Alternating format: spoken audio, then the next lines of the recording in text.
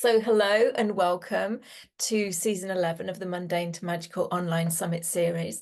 My name is Louise Matson, and as always, I am truly blessed to be your host. This season seems different from other seasons for some reason, more powerful in some ways. And maybe that's because of the eclipse energy that has just shifted everything to the next level. And I'm sure today's call will be no exception, as I am delighted to welcome back a very much loved returning featured speaker, the amazing Peter Tong. Peter is a master teacher and thought leader who weaves astrology and the gene keys together, and today a little bit of human design as well, to unlock the energetic bigger picture for us all on our collective and individual levels. And I personally consider Peter to be a master wisdom keeper and ambassador for the Gene Keys modality, with an amazing gift of being able to really ground and share this high esoteric wisdom of the Gene Keys into the physical in a really, truly easy to understand way to assist us all on our journeys of spiritual evolution. Now, the topic for today's conversation is the shift of ages, and I can certainly feel the energy of this shift in motion. And Peter has noted that since January this year, there have been a series of planetary alignments in certain gene keys that have placed us in the perfect position for our own individual, collective, and planetary ascension. So on this call, Peter's going to explain these magnificent unfoldments and the importance of the planetary transits this year, including the eclipse season that we've just experienced, and the intricate weaving of our consciousness with Mother Earth and the elementals. The power of the recent eclipse season as the key to all of our awakening and the shift of ages in our fifth dimensional existence. As usual, Peter will be taking live questions around the topics that we're going to be discussing.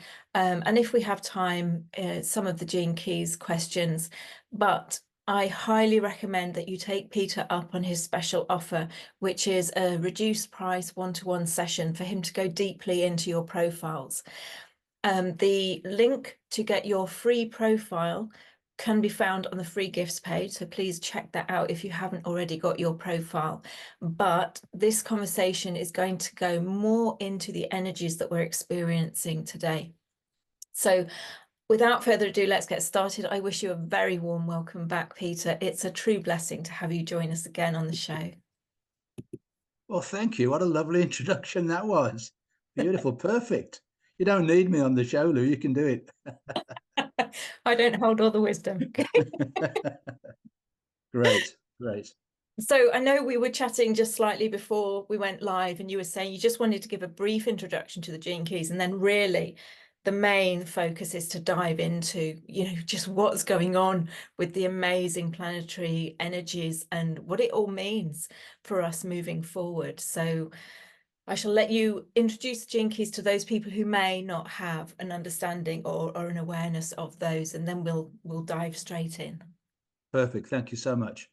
So I've been blessed by meeting and spending time with Richard Rudd, who is the founder of the Gene Key process. He had a 3-day altered state experience where he was shown how the Gene Key transmission fitted precisely with the I Ching, the Chinese I Ching, and the 64 hexagrams of the I Ching are a reflection of the 64 gene codes in our DNA. So what the Gene Keys process does is helps us unravel all the blockages that are in our DNA to prevent us from fully realizing our true divine self. So the Gene Key process takes us on a journey through 11 Gene Keys, which are your fundamentally important Gene Keys in your profile from the moment of your birth, to show you what you need to work with to set yourself free from those so-called shadow frequencies. There are 3 frequency levels: shadow, gift, and siddhi. The shadows are all the things that we don't really want to deal with, the things that keep triggering us in our lives. And if we avoid them, they're going to trip us up at some point in the future. So we might as well deal with them now. Those are the shadows. The gifts are the energies that we actually want to be living in day to day. And then you live a life of contentment and happiness and fulfillment. And then if you're really blessed, the so-called siddhis will descend upon you, which is this God consciousness that will just show up. And you've had one of those experiences yourself, Lou, which you just mentioned. And you Yeah. can't make that happen. It happens to you when you've reached a certain level of consciousness and readiness. And then you have these moments of bliss and breakthrough and joy and harmony and peace. And they're usually only little glimpses to begin with. And if you start trying to work them out, they go away. So the key thing is just to allow yourself to be saturated by those feelings, and then more of them will show up.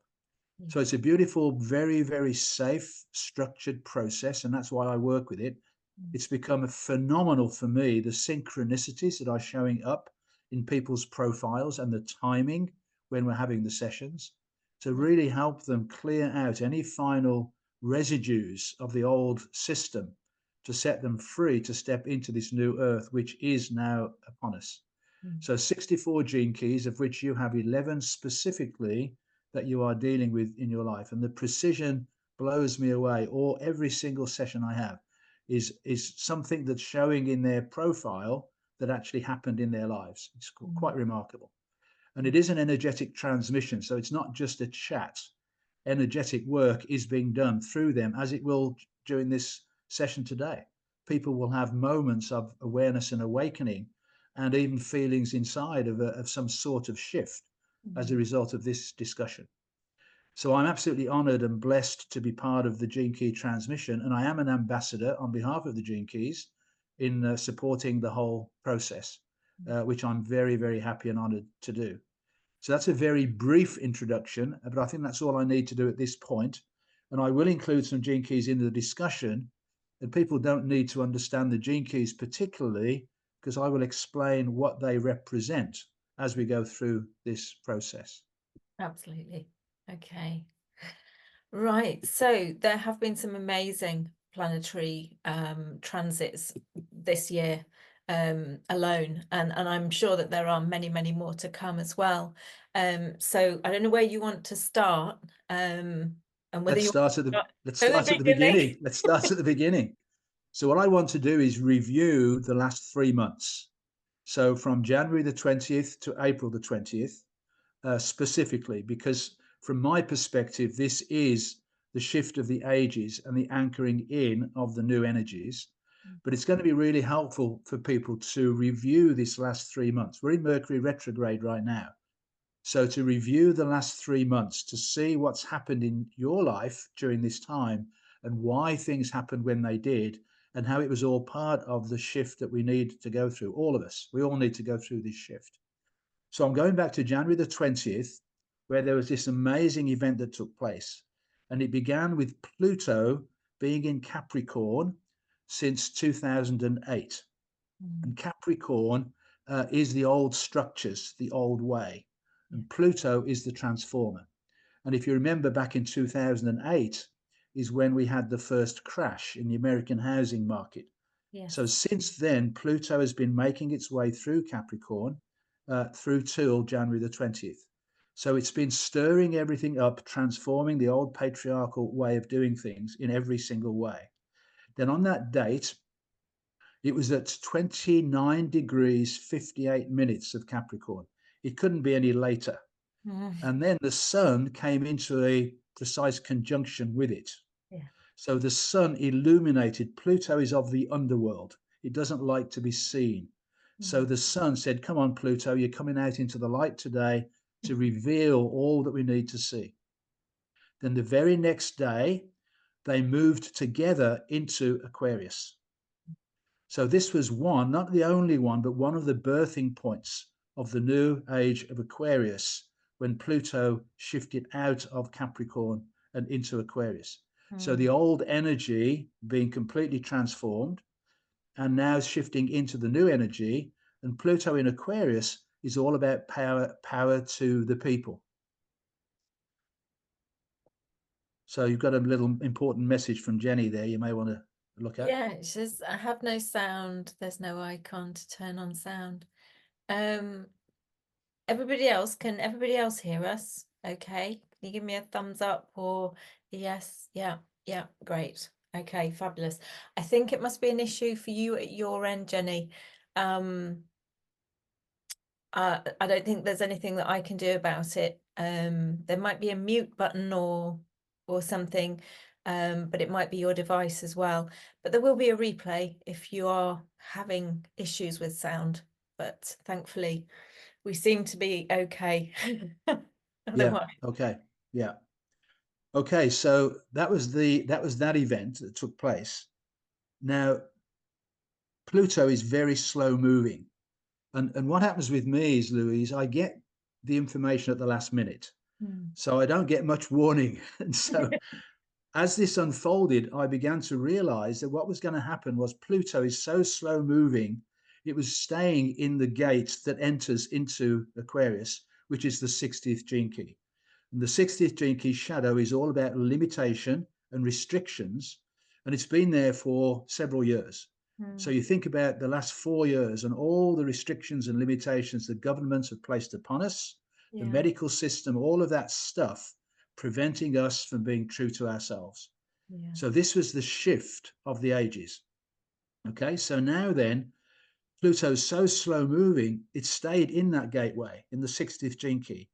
And then what happened was there was a precession, and that precession included all the personal planets. So first of all, Mercury came into that gateway, then the moon, then Venus, then Mars.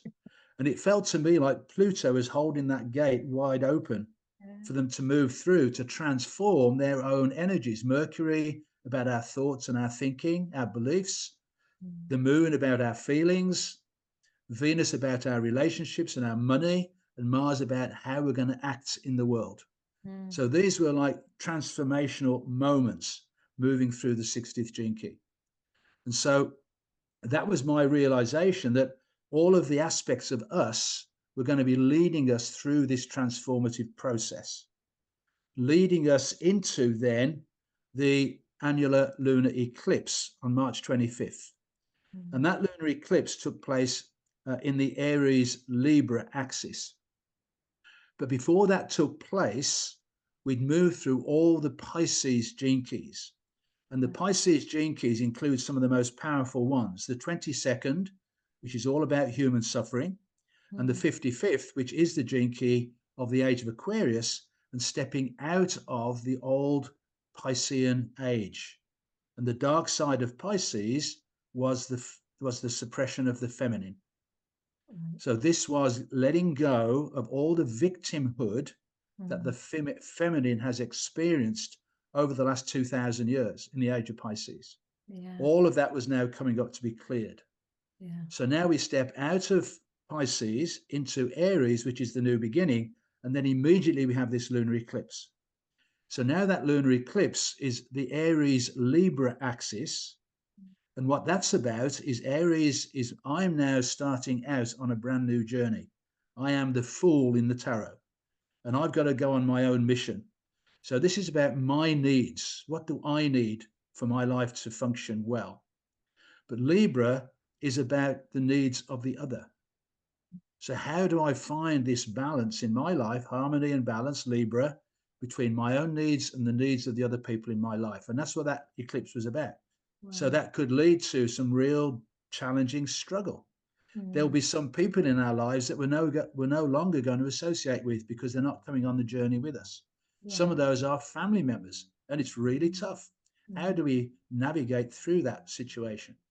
So that's what that lunar eclipse was all about. And it was very powerful and very intense. But it was also about letting go of what needs to be released. Okay. So now then, what I'd like you to do is to pull up the first of the diagrams that I sent to you, the cross of planning. This was information that came to me on the first day that Mercury went retrograde, on April Fool's Day, April the 1st. And this information was absolutely and totally profound. And what our audience need to know is that what is taking place now is a predestined event. This is unstoppable. It is inevitable. And this comes from human design. So the gene keys focuses on every gene key gets illuminated by the sun for about 5 days every year. And so it goes around that circle, that whole circle you can see there, all the gene keys on the outside. The sun moves around once each year. But in human design, they also focus on what they call global cycles. And those global cycles last for about 400 years. And you'll see here it says the cross of planning from 1615 to 2027. So we are coming to the end of this cross of planning. And you'll see on the inner circle, there are 8 gene keys, the 9 at the top, the 16 at the bottom, the 37 on the left, and the 40 on the right. That's the cross of planning. And what this means is this set of 8 gene keys was responsible for this age. And the 37 and the 40 is about the tribe and community. And this cross of planning means that we agreed as a civilization, as a humanity, to buy into the belief that the tribe would keep us safe and secure, and that we would allow the government and the medical system and the financial system to hold sway over us because they were going to bring us safety and security, which was required in the 1600s. Yeah. But now things have changed, and it's rather like the fall of the empires, the fall of the Roman Empire, the fall of the British Empire. This is the fall of this age. So then, drawing your attention to the 42nd gene key, which is down in the bottom left corner, the southwest corner. Yeah. Richard Rudd says in his conversations and interviews, the 42nd gene key heralds the end of an age. Right. It's when everything comes to completion. And there it is in this cross. Now, this cross is not the cross of planning.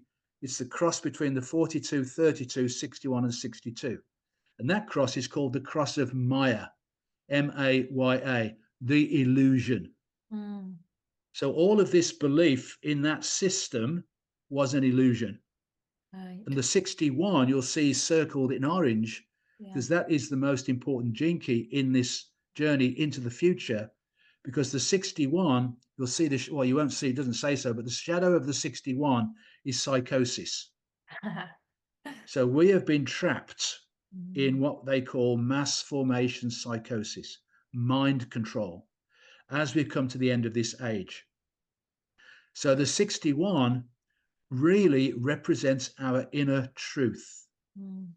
So what we're now seeing on the planet, Lou, is this massive divide between those people who are going to stick to this belief system, that the system is supporting us and helping us and holding us safe, which it isn't, it's an illusion.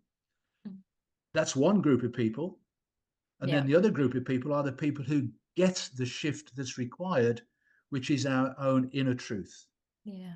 So what's going to happen is we're going to step away from this old belief system through the 42nd, bringing it to an end. Then we're going to step into our own inner truth, our own inner guidance, our true consciousness. And then once we've done that, we will come back to the group in group consciousness. But we have to do the journey ourselves first. We've got to do that deep inner journey. Absolutely. And so, no, go on. No, I was going to say, Spirit said a long time ago, we're heading for unity consciousness, but we're not there yet. And actually, the paradoxical thing is that we have to go through a process of realizing individualization before we can go into unity consciousness. So that's basically what you're showing here as well. Absolutely, precisely. And that's what's neat about this, because this is inevitable, and we may get that guidance, but now we know it's absolutely true. Now, what's neat about this, Lou, and the timing that we're doing this, and I'm finding a lot of the work I'm doing now is divinely guided synchronistically by time. So the 42nd gene key completed on Sunday this week. So for 5 days, it was illuminated. So on Sunday, we were on the 42 line 6 in the I Ching, and the 42 is about detaching from the drama. And Richard Rudd talks about all the Shakespearean plays and all the tragedy and the horrible things and the humor and the silliness. It's all part of life. So now we detach from the drama of life and we start celebrating, which is the city of that gene key. So now we're being asked to celebrate everything that happens in our life because it's supposed to happen to lead us into this new earth energy. So now, rather than getting upset by what happens, we detach from the drama and we go in within. And now we start thinking, okay, what was the lesson in this for me?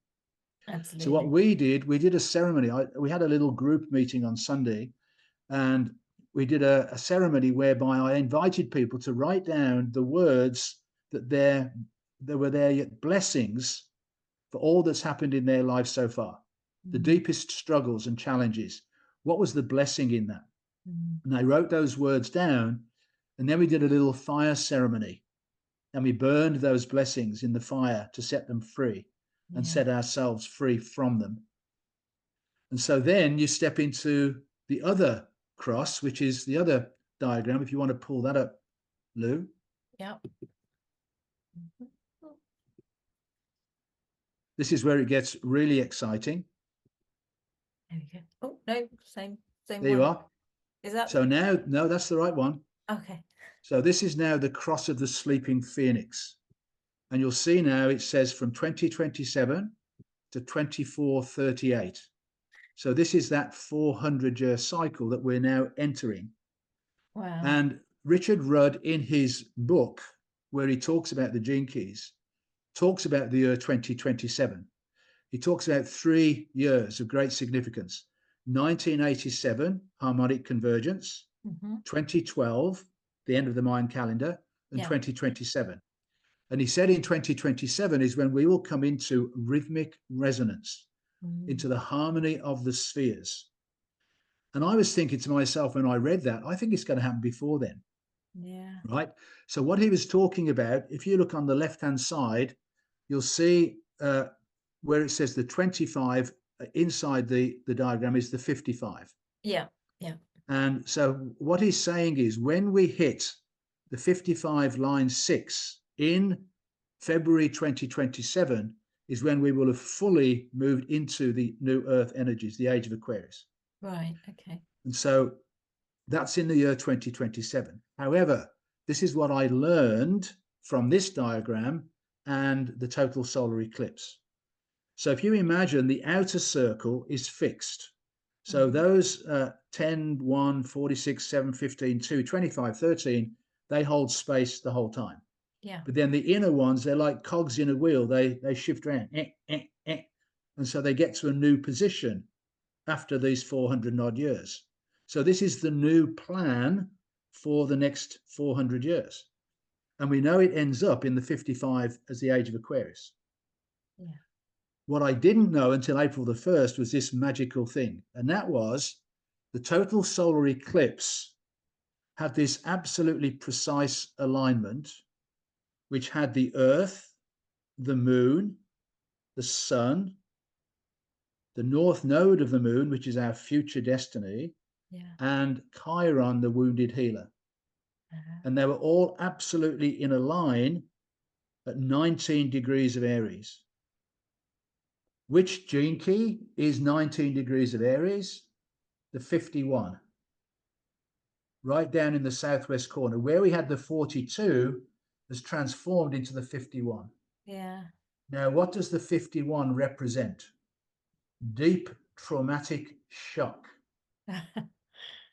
So all the shocks that we've experienced in our lives and in the world at large are wrapped up in this 51 shadow. And what it does, it gets us to armor ourselves off, to protect ourselves from having any future shocks. And this cross, the 51, 57, 54, and 53, are called the cross of penetration. So what we're being asked to do is to dissolve that armor plating and allow ourselves to become deeply vulnerable so spirit can enter at a deeper level. And that takes some courage. It does. And that's what we're being asked to do. And so this 51 is an initiator. It starts things off. It's a brand new journey. And it's the journey of awakening. That's the city of this gene key. So when I found this out, I couldn't believe it. Like, this is the beginning of the awakening for this 3 year or less than 3 year period. So Wow. it started on the total solar eclipse. The new Earth energy got anchored in on that total solar eclipse. Wow. So when you think about the solar eclipse, what happens in that moment is when the moon completely blots the sun out. It's a reset moment. Yeah. So the old sun dies, literally, it's eclipsed, it's gone. And then the moment it comes back, there's this brilliant solar flash of light, and it comes back in a higher expression of itself. And as you said on our chat before we started, you've become aware of a Yeah. different sun since it came back. Yeah, definitely. It's much whiter, and so much brighter as well, and not just in terms of light, but in frequency. It's completely different. That's right. Yeah, incredible. So this is a galactic moment. So whatever you believe about the great central sun, or whatever the sun is beyond the sun, that energy in that moment when the sun came back, it came back with that extra piece from beyond. It's galactic in nature. And now that energy is coming into us and grounding into Mother Earth. And this is why some of us are feeling discombobulated. Like I'm like the nutty professor at times. Like, I can't find things, I drop things. What was I doing a minute ago and I can't remember? At one extreme end, and then the other extreme end, I'm having all these amazing synchronistic events occurring.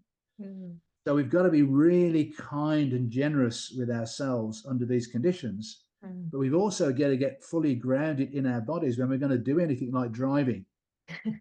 Yeah. We've got to be and aware of other people on the road, because there's some crazy stuff happening out there. So Yeah. we've got to be really fully present in our bodies during this time. So I'm going to talk about that a little bit. So now the 51 then is the initiation into this new age, where we let go of the plate armor. We allow ourselves to be penetrated by spirit. When we do that, the 57 opposite in the top northeast position is the gene key of our intuitive knowing. And it is the clarity of our intuition. So when we let go of the old energies and when we let go of the armor plate, our intuition is going to get much stronger. And this Absolutely. is about the return of the feminine. And it's about trusting that intuitive knowing. And then I'm going to talk about the 37 and 34 and 20, because the 34 at the very top is about the Kundalini energy, rising energy. It's a very deep, physically powerful energy, but that can also push us up and out of body. Yeah. So the 20 at the bottom is the energy of presence. So this is saying to us, we've got to be present in time and space. So being aware of whenever our mind gets scattered, superficial, and being fully grounded in our body. And the way to do that is out in nature, without any shadow of a doubt. Absolutely. Yeah. So now I'm coming to the actual cross of the sleeping phoenix, which is the 34, 20, 59, and 55. And the cross of the sleeping phoenix, in my belief system, is that every so often in history, the phoenix wakes up, takes a look at what's happening in the world. Is it time to destroy the old world? So the phoenix takes everything into the ashes. Yeah. And that's what's happening right now. Everything is dissolving away to create the new world. Yeah. And then the phoenix will rise from the ashes. And it's interesting that in the 59th gene key, which is the programming partner of the 55, Richard Rudd talks about the return of Quetzalcoatl. Right. And Yeah. Quetzalcoatl is the South American god, half serpent, half eagle. So it's about shedding the snake skins, which is what we're doing through this time, but we are not the skins. We are the snake inside the skins, which is now shedding those skins so it can fly and become the eagle. And that's a really neat moment for me to talk about another magnificent thing that's happened in our world. And that is with this wonderful dowser in England called Rory Duff. Do you know Rory, Lou? Yeah, I do. Yeah. So he's been doing this wonderful dowsing across the planet to show where ley lines cross, major ley lines, where they form this node point. And two of those node points are where the two great circles cross, the plumed serpent and the rainbow serpent, and they only cross in two places, in Bali and in Lake Titicaca in Bolivia. And really interesting, Oracle Girl, who I follow closely, is doing her April immersion down in the Cusco Valley right now. So she's on a node point down there. Well, we had a podcast with Rory. We interviewed him.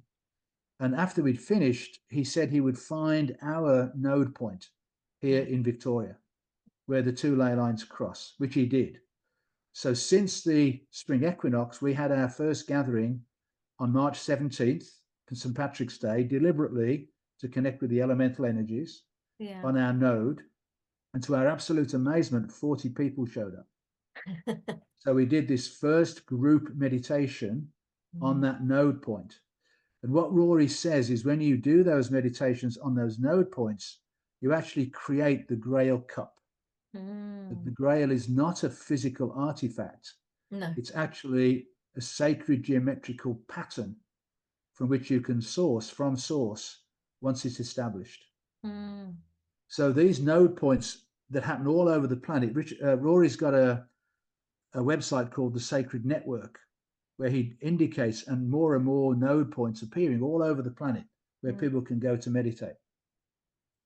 And so now then that brings me into the actual total solar eclipse, because another person, Dr. Alex Ling, was talking about doing a hum on that total solar eclipse with middle C. So not only were there people meditating on these nodes all over the planet, but people were humming. Yeah. And we were on our node, and Zia, who I work closely with, has got a crystal ball C tuning.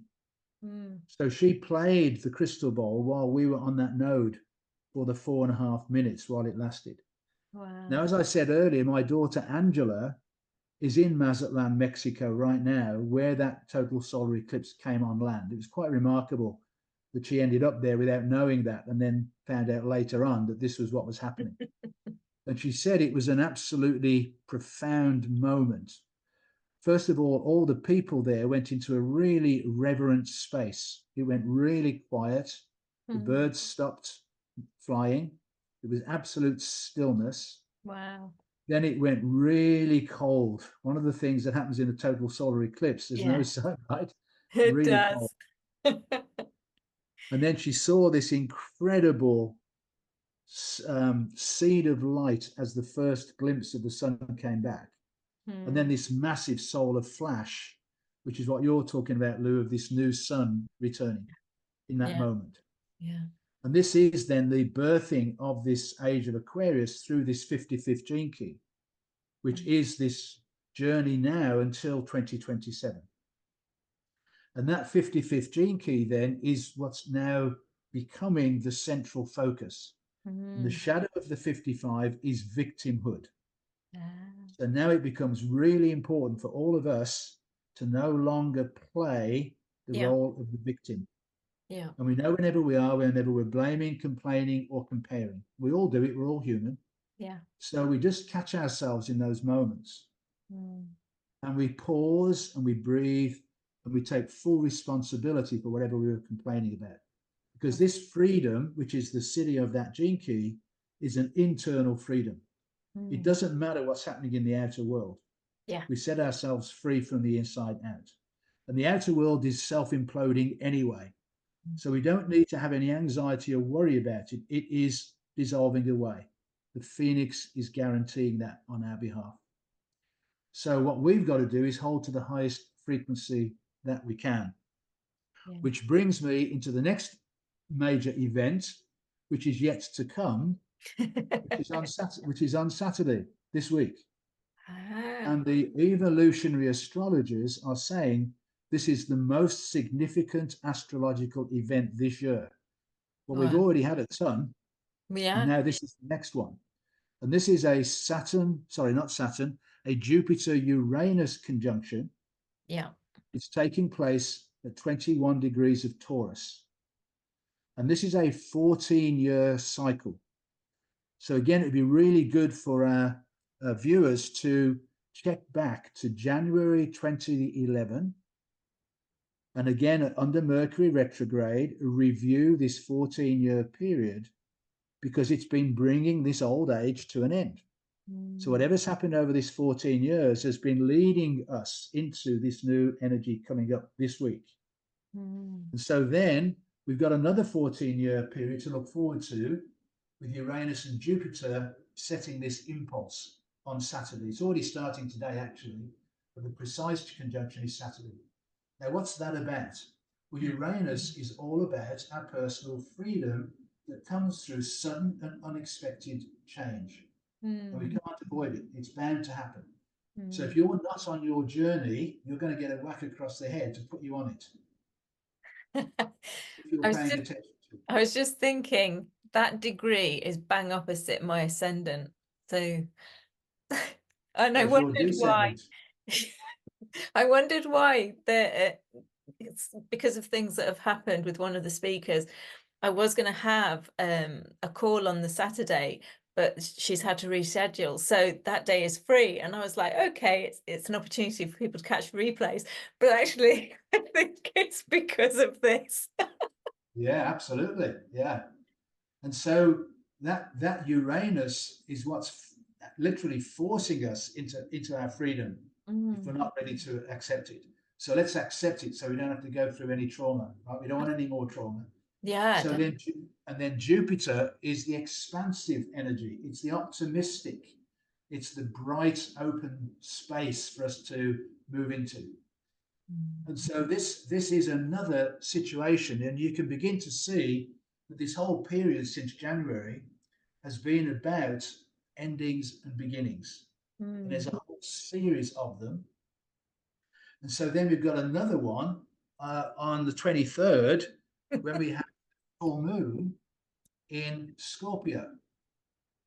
And it's in the 28th gene key. The 28th gene key is the gene key of Halloween. So this is where all the ghosties and ghoulies come out, all forming one major demonic being. That's the deepest fear we have to face in our life. This full moon is saying, now let's check in with what is my deepest fear. Yeah. Because we need to let go of that. And its programming partner is the 27, where the sun will be, which is about self-nurture. It's about really, really looking after ourselves. It's about nurturing ourselves in terms of time, sleep, food, enjoying life. We're still here to enjoy the sensuous nature of life. And it is happening in Taurus, this energy. So this is about the sacred feminine and the sacred earth. So just to recap everything then, think about this. The sun is now illuminating us in a higher expression of who we really are, but it's also illuminating the earth. And one of the big shifts that's going to happen is we're going to have a beautiful connection with the elemental energies of the earth. By elementals, I mean all aspects of the earth, where we're talking about fairies, pixies, elves, gnomes, but we're also talking about plants and animals and trees and birds. And we're going to come into this beautiful harmonic dance with each other. And you'll see opposite the 51 on that diagram, you can see in yellow the 2. And the 2 is unity consciousness. It is the feminine principle. So this beginning of the shift of the ages comes through the 51 into the 2, which is, as you said earlier, bringing us into unity consciousness. So that is the ultimate goal of this age, is to bring us into unity consciousness, but we have to do our inner work first. Absolutely. Well, that's been a bit of a mouthful. I hope people have been able to stay with that, because it's really important. And if not, just know that the old age is over and the new one is, we're now embedded in it. Yeah. And so following the synchronicities becomes the most important thing for us to do. Shall I stop sharing the screen now? Yes, absolutely. Okay. It was funny when you were saying about the serpent turning into the eagle. I've been doing a number of shamanic healings recently, and normally when I'm in bird form in the shamanic practice, I'm a crow, and recently I've been an eagle, and it's kind of been like, huh, Okay, I've changed shape. I'm an eagle. Well, you know, the crow is in that 28th gene key. So the crow is the transformation from the shadow into the eagle. So the crow into the eagle is exactly spot on for you. Great. Perfect. I mean, that was a lot. That was a lot of information for people to absorb, especially if they're only kind of in the early stages of an awareness of what's going on. But fear not, the replay is there for you to dive deeper into and just, listen, just be easy with yourself. That was something that the great Sequoia told me whilst I was in the New Forest for the eclipse. Go easy, be easy with yourself. Everything's okay. You don't have to get everything now in this moment. Just allow yourself to process what you're ready to process. And, the information, the wisdom, it will come to you in perfect timing for you. And again, these replays are here for you to dive back into whenever. It could be in a week's time, a month's time, a year's time, doesn't matter. There's no judgment on how ready you are to receive this information and how ready you are to shift and release your shadows and do the inner work. So go easy with yourself, love yourself through this process. I think that's one of the key things, because judgment is something that we've all had placed upon us, and we see so much in the world, and it's the one thing that makes this journey inside so much easier when we connect in with the heart field where there is no judgment, because it's a much higher dimensional space than the physical reality that we exist within. So, connecting in with your heart, everything that Peter said fits beautifully with my talk on Monday, Nora's talk yesterday, and, and also with Susan's talk at the end of the week, coming into the heart and, connecting in with your light, receiving the guidance. So Wow. Richard has actually also say we have to drop into the solar plexus as well as the heart. Yeah. And the biggest challenge we have is getting underneath the mind, because the mind doesn't want to lose control of us, and it has to. So this is also part of this journey now, is it, as you correctly say, is dropping into the heart, but even dropping even deeper into the belly, into the solar plexus. There's a brain in the solar plexus as well. So Yes. that gut instinct, that gut intuition, really important to allow that to lead the way and put the mind in its place, which is still to be useful, but not to be in charge. Absolutely, absolutely. Something that Spirit's been doing with clients recently as well is bringing a strand of energy from the heart, bringing a strand from the solar plexus, kind of weaving them together and connecting it to the outside of the energy field on people's light bodies, which also kind of ties in with that as well. It's kind of joining the two, the kind of the higher mind in all aspects of us, brain mind, heart mind, and gut mind. I'm just And it, looking through a few questions. yeah, sure. There's quite a lot. Do, do, do, do, do. Um, Somebody says they think they have the cross of the sleeping phoenix. Life work 34, evolution 20, purpose They 55, do. They radiance do. 59. Yeah. So what this means is that that person is an archetype of this new energy. And again, like you've just said, don't see that as a pressure. Don't see it as something you've got to achieve. Just be you and allow it to unfold naturally. But people having that cross are the archetypes of those people who need to set themselves free from their old earth and world into the new. Mm, One thing, just to add to what you were saying, Lou, one of the good things you can do if you want an image of that heart center in the solar plexus is a gold frequency. mm, Working with the gold frequency, we are moving into the golden age. So it's not metallic gold, it's a liquid crystalline golden light mm. that we are now working with. So if people want to work with an image, that's a really good one to have. And one of Absolutely. the image I forgot to mention, which I thought was really neat, the Sabian symbol for this date on Saturday, this image I thought was the most perfect image for the future. And it Mm. was the white dove over troubled waters. Yeah. And I thought, wow, that's the image we should hold for this time, because the dove Absolutely. of peace comes as a sign and symbol that we are stepping into the new earth. Mm. It's always, if you think about Noah's Ark, the first sign of life was the dove coming. Yes, And then the absolutely. troubled waters are obviously what we are in on the planet right now. So we want to fly above them and hold to that highest frequency that we can. Absolutely. And I mean, again, it's how we perceive things. So allowing yourself to come into that detachment, this is all for the greatest and highest good. This is everything is happening within our own internal landscape and also within the global reality that we all exist within. Is, for us to get into the newer frequencies and for those to be realized within the physical, the old rigid structures have to fall away. And that's not going to be easy because we've been so attached to them and identified with them for such a long time. But if we fall into that space, that higher space within ourselves, within the heart, within the solar plexus, then we kind of let go of that attachment. And our perception of what is happening outside changes and shifts. And I can say that from personal experience on this journey, like being in that space. You end up navigating the global energies, the local energies around you, from a much greater space of peace, and just allowance for, it is what it is, and this too shall pass. But knowing we are heading into beautiful, beautiful times, and that's what this is all about. Yeah.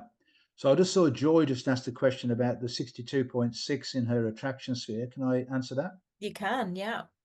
So the line 6, Joy, in the attraction sphere, the line 6 is the bigger vision. So it means that almost certainly you have a bit of a romantic ideal as to what your romantic life, your personal relationship field should be. And that can lead to disappointment if other people can't live up to those expectations. It's a really tricky one because you want to have high expectations, but they also have to be reachable by other people. And the 62 is the programming partner of the 61, who I mentioned earlier. And the 62 is the desire to understand everything. Mm. And this is where you've got to let go of that and allow it to unfold naturally and easily, because the mind cannot solve life. Mm. It is a mystery and it's supposed to be a mystery. So we have to allow it to be a mystery. So we surrender to the need to know and embrace the joy and fun and playfulness of the mystery itself in Mm. your relationship field with the people around you. Yeah. Claudia's put that Robert Comer has been given the so-called secret 8 keys missing in the I Ching. So now there's 72. Have you heard of them, and how does this change the gene keys? What an interesting question. So this was an interview that I saw that Pam Gregory did with him recently. And what I don't know the answer to the question, but what I did feel in watching him was he was of the Aquarian age. Mm. He felt to me he was one of the new ones coming in to expand upon what we already know. Mm. So the fact that he brought in, he called it the Lost Octave, another 8 keys to take the 64 to 72. To me, that was like the Jupiter expanding the Mm. old energies into the new.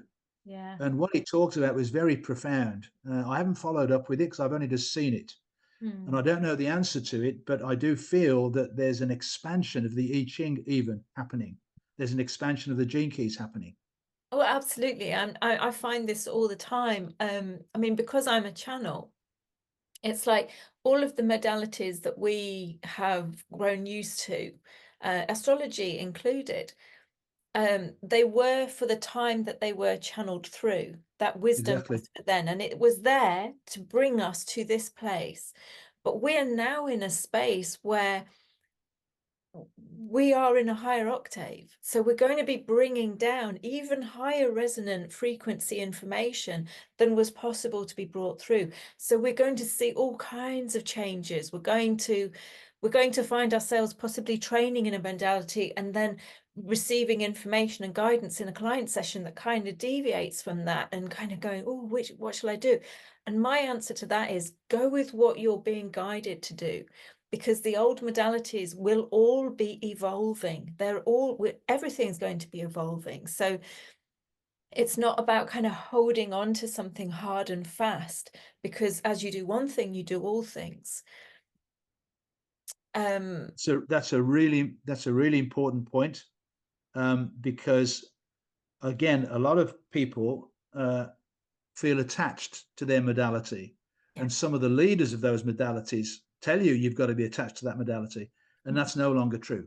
Yeah. And you're absolutely right. We've got to expand the old modalities and take from them what is helpful and useful, but follow our own intuition, our own gut instinct of the way we're going to be doing it. It's a really important element of this expansion that's taking place. Because as you correctly said, those modalities were for that time. And a good example is Pam Gregory, actually, who's a wonderful astrologer, but she's expanding and she's talking about way more things than what was her standard astrology now, which is great. Because this Absolutely. is what it's about. It's about expanding into these other areas where you're being called to do so. Yeah, and a prime example of that is the talk for tomorrow, which is all about the stellar nations, which is looking at the fixed stars that were in alignment with your natal chart. So not just the planets, it's looking at the fixed stars. So again, you know, that's astrology kind of expanding into a new space with all the Kazimis and everything. That's expanding into a new space. So everything's constantly moving, everything's in flow. And that includes within ourselves, that includes outside of ourselves. And it's allowing ourselves to connect in with flow and not holding onto anything, not being that rigid structure that we see being dismantled around us, allowing ourselves to become more liquid light. Exactly. As Nora would say, crystalline grid. You know, it's allowing yourself to be more flexible, connecting into the higher aspects of who we all are. I'm just looking, there's somebody's asked, where can they find the podcast with Rory Duff? You mentioned you did a podcast recently with Rory Duff. We have a YouTube called From Shambles to Shambala, and it's there. So if you go to YouTube From Shambles to Shambala, then you'll find that podcast. There's a beautiful image of Zia, Rory, and me with a Grail cup, and that's where you'll find it. And someone asked the question about Pam Gregory's interview with that guy, and I don't know his name. I know it's Robert. But if someone could just post that in the chat, that would be helpful. Robert Comer, I think it was. Something like that, yeah. Yeah. So Penny is asking, from a point of view of the gene keys, how important is it to know the exact time of birth? That's a very good question. It's really helpful. It's not essential. So if we don't know the birth time, if we can narrow it down to a certain time of day, like it was light, it was dark, or lunchtime or supper time or whatever, that's helpful. If we don't have any clue at all, what I do is I put in noon on that day, and then I look very early in the day, 1:11 a.m. often, and 11:11 p.m., and then look at the changes that take place. And sometimes from the changes, we can actually work out what is the right time for that person according to that particular energy. But it's still useful. But what the most unfortunate thing is that if you don't know the exact time or similar time, the most important gene key that you don't know much about is the attraction sphere, which is what most people want to know about, because that's to do with the moon, and it can go through 3 gene keys in one day. So it means we know least about the attraction sphere with other people. I've just seen a couple of questions come up about the 55th gene key. I was going to say, yeah. So Heather was asking about the 55.5 in the pearl. Yeah. So the pearl is the final contentment in life. So once we go around the journey, this is the last step. And when you look at this, you've done all the inner work with all the shadow work, and now this brings you into how you're going to find contentment in your life. Now, the line 5 is the person who is the natural leader. So the risk for a person with the line 5 pearl is that once they get to this place of having established themselves in the world, that they will then take too much power for themselves. And we've seen this with a number of gifted spiritual people who have success and then lose their way. Mm. So we've got to remain in a space of humility and always operating in service for the greater good. And then we are fulfilling our divine destiny. And the 55, again, is the archetype of the new earth energy, setting ourselves free from victimhood into freedom, as I've already discussed. And then the other one was, I didn't see, was 55.3. And Yeah. which sphere was that in? Jenny, do you know what sphere 55.3 is in your chart? If you can have a look, because it's quite important to kind of identify what particular area the 55.3 is in. Whilst she may be coming back and letting us know that, freedom, yeah, but on your profile, where does it sit? Is it in radiance? Is it in life purpose, life's work? So Jules is asking how her life's work 14.3 and Pearl 6.5 fit in with the current energies moving forward. So sorry, I missed that. 14.3 in where? 14.3 in life's work and Yeah. 6.5 in Pearl. Okay. So I don't want to get too deeply into people's profiles, but very quickly, I'll just do these two, but I want to just stick to one if possible. So what's neat about the life's work 14.3 is your job is to be a changer, which means that as you go through the shifts of your own life in the line 3, which means that you came into this life to get a deep and profound understanding of the human condition. So now that you go through your own shift at this time, you're going to become an agent of change for others. And the 14th gene key is the shadow of compromise. And it means that in your life, you've been expected to conform to a certain way of being, which then limits your outlook on who you really are. But really, the 14th gene key is about your incredible competence. And that includes your efficiency, creativity, flexibility, and enthusiasm. And when you step into those 4 qualities, the 14th gene key includes what's called the Midas touch. Everything you touch turns to gold. So when I talked earlier about the gold frequency, that's really relevant to you. And the 6.5 in your Pearl, the 6th gene key, is all about conflict between the sexes. And the city is peace. So again, really important to make sure you've resolved all conflict in relationship. And the way it usually works is the programming partner is the 36, which is about anxiety and nervousness.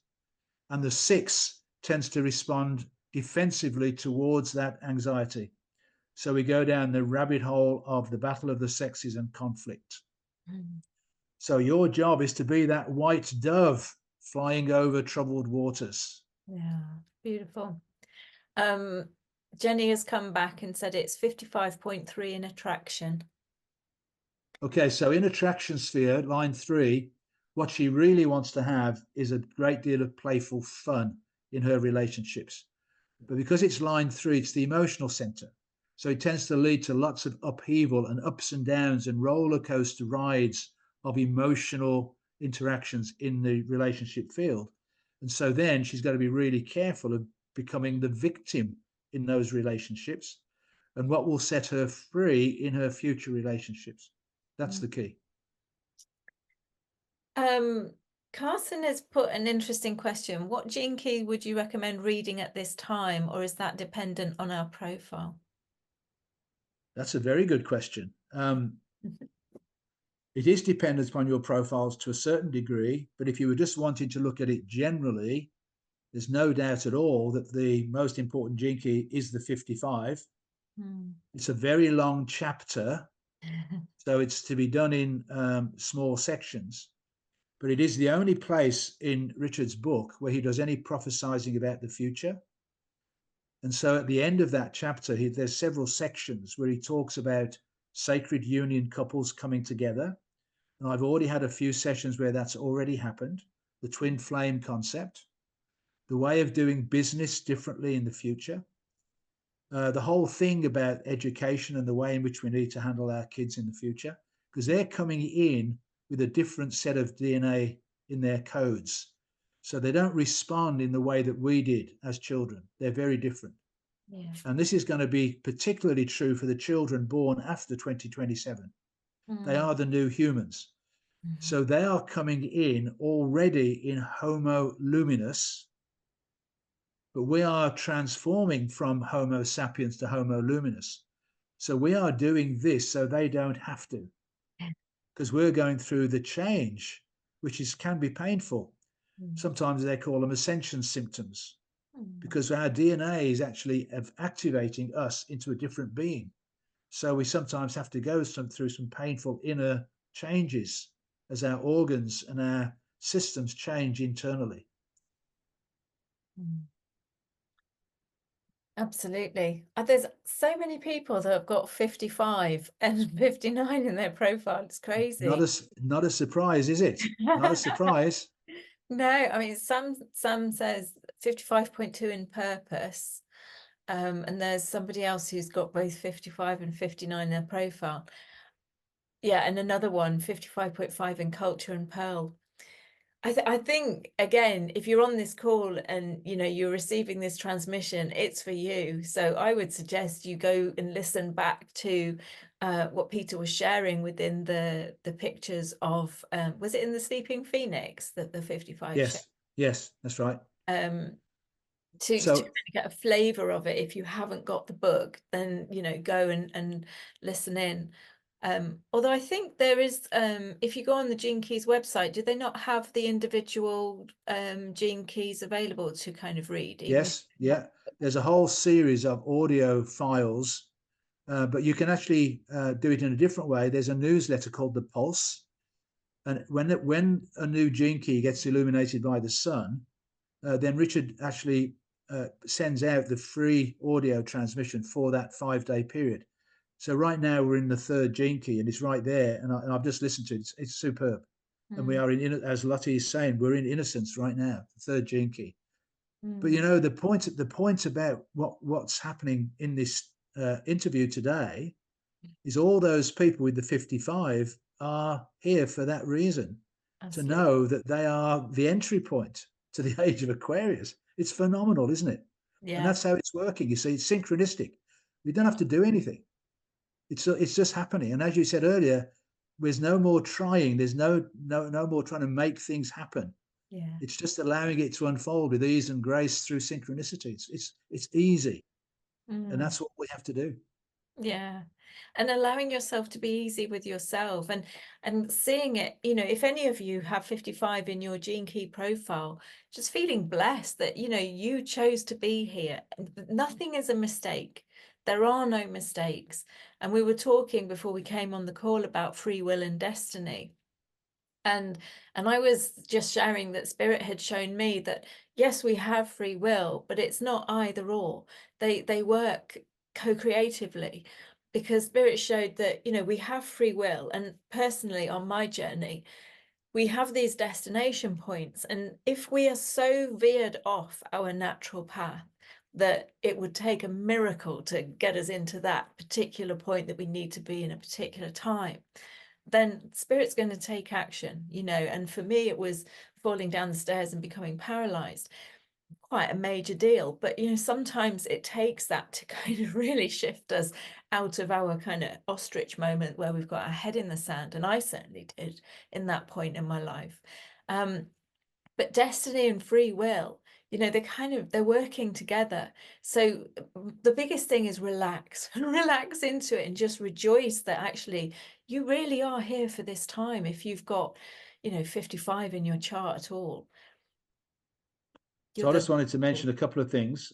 Lottie mentioned that she's got the 22.3 in her life's work, and the 22 is the other most important gene key. So I thought I'd better touch on that, because this is all about human suffering.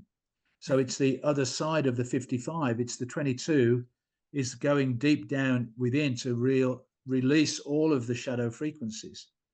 And the 22.3 is, experiencing life and all aspects of it. So that's if you're going to read two Gene Keys, that would be the other one.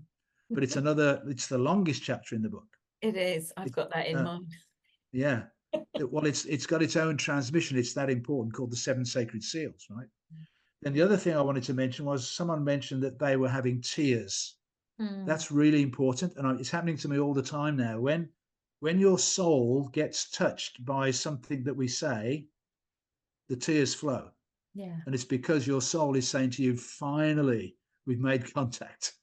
Here we are, let's do it.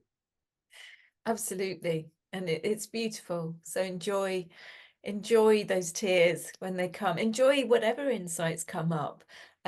Because again, these are energetic transmissions.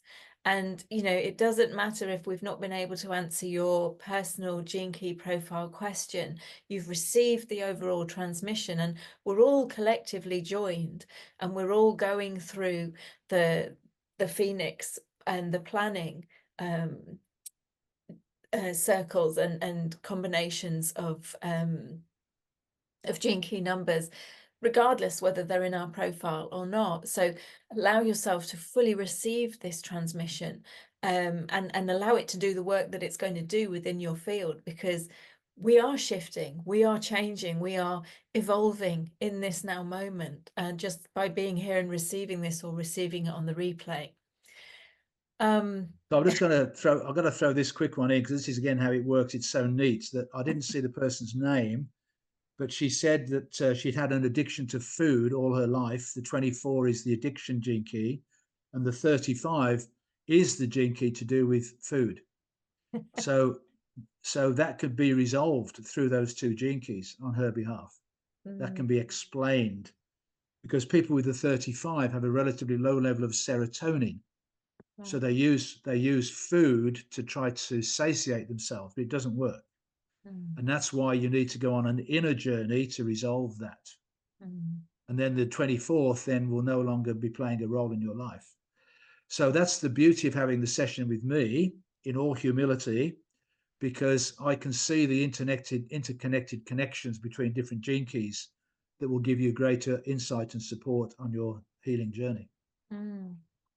And somebody put very, very early on in the comments that they'd had a personal session with Peter a few years ago, and Peter asked, what happened to you when you were 4? And they didn't even know, but the question stayed with them, and earlier this year they discovered and cleared what happened. So again, you may have, it's kind of like a key in a door, and that key may unlock the door, but you may not be able to pass through the door in that moment. It may be that you have to go through certain experiences and have certain aha moments to kind of enable you to fully step through that door to resolve whatever issue. So there is no magic wand for anything. Sometimes we have to go through a journey, and I certainly know in my life I've had to go through quite long journeys to then get to the end. It could be a momentary aha, boom, it's done. It could take months, it could take years. But what I do know is everything is accelerating. This ability to connect in, to transmute, transform is accelerating, and nothing is taking as long as it used to take. And again, because the energy is changing, we can visibly see it with the white sun now. So again, if you've had a session and nothing immediately kind of shifted, okay, but it just means that session was the key in the door that is enabling you to unlock onto that journey and to move through that journey in your own pace. Everything happens in perfect timing. Lou, you totally get it. I'm impressed. I'm impressed by you. You are a wise elder already. You're not old enough. Oh, one thing that I realized actually quite recently, I was born in the 60s. I was born for this time. Yeah.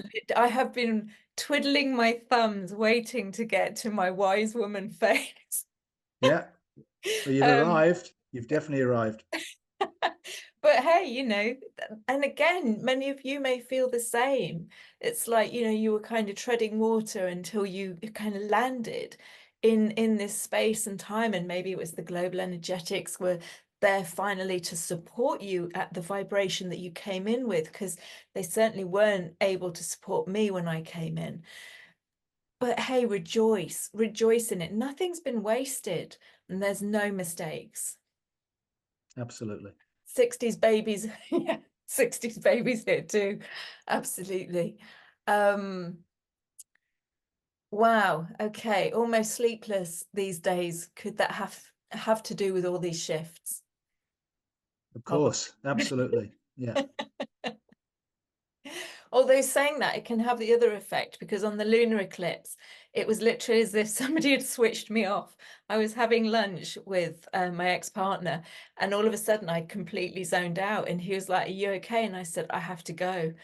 And I went home and I slept for 3 hours solid. Yeah. Yeah. Right. Is there anything else that you want to share, Peter, before we wrap this call up? Because I'm just aware of the time and Yeah. Well, it's 11:11 my time. Perfect time to wrap it up.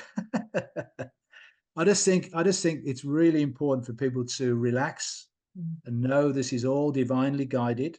The planets and the stars are assisting us, and now the elementals are coming back as well. So just enjoy the ride and just allow it to flow naturally and easily, and just let things go that aren't meeting your needs. And Mm, be a little bit selfish about it, because that's this time of individuation, as you correctly said. mm, So yeah, just relax and enjoy it, and enjoy the summer weather coming in the northern hemisphere. absolutely. And as the Sequoia said, be easy with yourself. Everything's okay. Yep. So just to recap on the special offer, somebody's asking, is it 111 discount session in Canadian dollars? No, it's American dollars. But it is well worth. I know there is a difference between the Canadian dollars and the American dollars, but I can't praise not just Peter's wisdom and memory for the gene keys, which if you have tried to read number 22 and 55, you will see what I mean. For somebody to be able to hold that amount of information. I mean, the Gene Keys book is a tome in itself, but Peter is someone who not only holds all that information in his head like that to be able to recall it, but he's able to connect in with you on an intuitive level as well, and to kind of connect into your Gene Keys profile and really bring through, he's very grounding. He brings through really high vibrational esoteric wisdom to a level that lands where you are. So it doesn't matter whether you have had a session before and you're kind of wanting a bit of a top up, but you have awareness, or if you're brand new, he will meet you where you are. And in that session, it will land within you. And of course, you get the recording for yourself to be able to go back. So I highly, highly recommend considering having a session with Peter if you are interested and you want to know more about the whole of your profile or just a section. It's well worth the money. And as I say, he's generously offering it as a discounted price. So I've got a session with a 2-year-old in an hour's time, Wow. because again, parents want to know how they can best raise their child, what they should be aware of.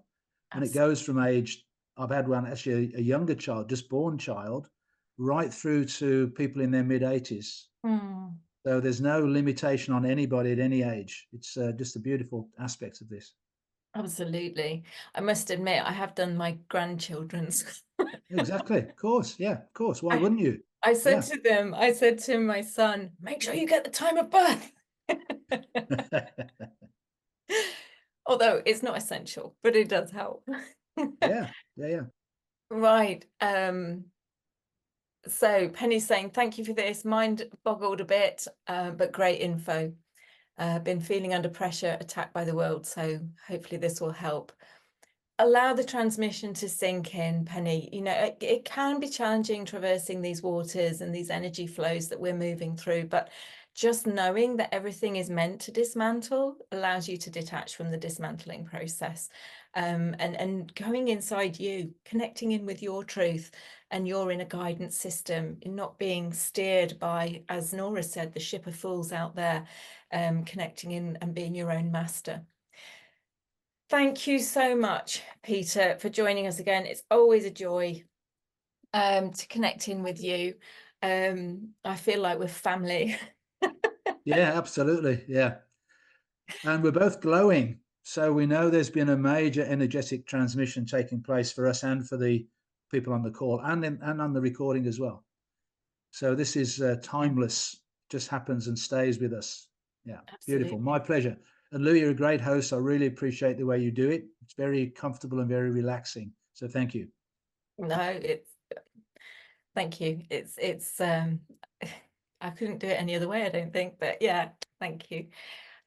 Right, tomorrow, guys, we have another live call. I hope you can all join me for that. It's beautiful Leslie Shankman, a brand new speaker to the summit. I'm really excited to bring forth the wisdom that she's sharing, which is the stellar nations, a brand new look at astrology, looking at your fixed stars and our galactic histories and the histories of our galactic wounds that we've brought through into this lifetime. And the thing that I love most is we're in the year of dragons and the great felines. And as Peter was talking, something was popping in my head about that as well, but I can't remember what it was now. But anyway, everything in perfect timing and in synchronicity. So I do hope you can join me for that call, but don't worry. If I can't live stream it, it will be available in a replay, as is this conversation, soon after the live has ended. And it doesn't matter when you connect in, you always connect in with wisdom at the perfect time for you. So blessings to you all, so much love. Enjoy the rest of your day. Allow this amazing energy transmission to land with you. And I shall see you all again tomorrow. Take care, everybody. Many blessings, everyone. Much love.